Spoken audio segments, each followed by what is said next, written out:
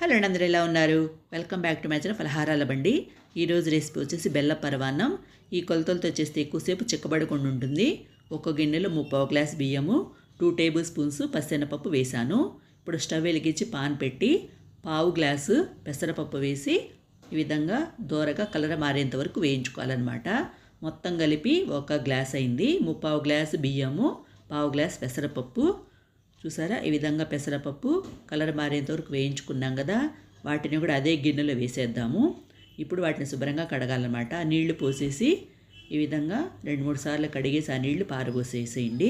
తర్వాత మనం ఏ గ్లాస్ అయితే బియ్యం తీసుకున్నామో, అంటే మొత్తం 1 గ్లాస్ కదా పెసరపప్పు బియ్యం కలిపి, ఆ గ్లాస్తోనే 4 గ్లాసుల వాటర్ అయితే పోస్తున్నాను.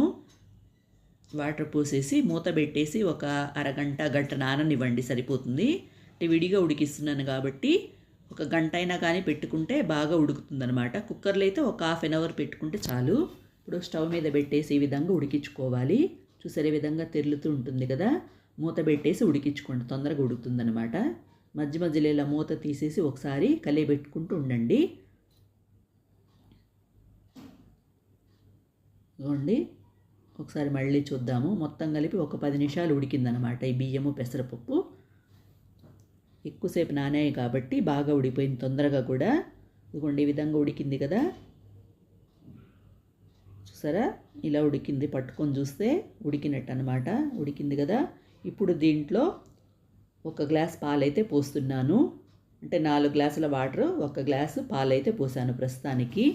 ఇదిగోండి, ఇది కూడా వేసేసి ఒకసారి మిక్స్ చేసేసుకొని ఒక 3 మినిట్స్ పాటు ఈ విధంగా స్టవ్ మీద పెట్టేసి ఉడికించుకోవాలి.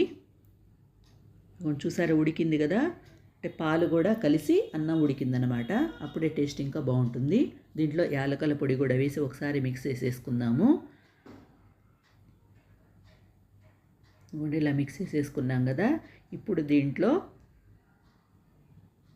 1.5 గ్లాస్ తురిమిన బెల్లం అయితే, బెల్లపొడి అయితే వేసాను. నా దగ్గర బెల్లపొడి ఉంది, అది వేసాను. తురిమిన బెల్లం అయితే 1 గ్లాస్ వేసుకోవచ్చు. పొడి కాబట్టి కొంచెం ఎక్స్ట్రాగా ఇంకో 1/2 కప్పు పైన కొంచెం వేసాను అనమాట. ఇదిగోండి, సరే మిక్స్ చేసేసుకుని ఈ విధంగా ఉడికించుకున్నాం కదా. ఇది కూడా ఒక 2 మినిట్స్ పాటు బెల్లం వేసి ఉడికించుకొని పక్కకు దించేసుకుందాము. ఇప్పుడు స్టవ్ వెలిగించి చిన్న పాన్ అయితే పెట్టాను. దాంట్లో నెయ్యి అయితే 1 కప్పు వేసానండి. నెయ్యి అయితే ఎక్కువే పడుతుంది, అప్పుడే టేస్ట్ చాలా బాగుంటుందన్నమాట. దీంట్లో ఒక చిన్న కప్పు జీడిపప్పు వేసి కొంచెం వేయించుకున్న తర్వాత ఇప్పుడు దీంట్లో కిస్మిస్ కూడా వేసి వేయించుకుందాము. జీడిపప్పు ఏమో కలర్ మారాలి, కిస్మిస్లు ఏమో ఉబ్బుతాయి అన్నమాట. ఇప్పుడు బాగా వేగినట్టు. చూసారు, ఈ విధంగా వేగినాయి కదా మొత్తము.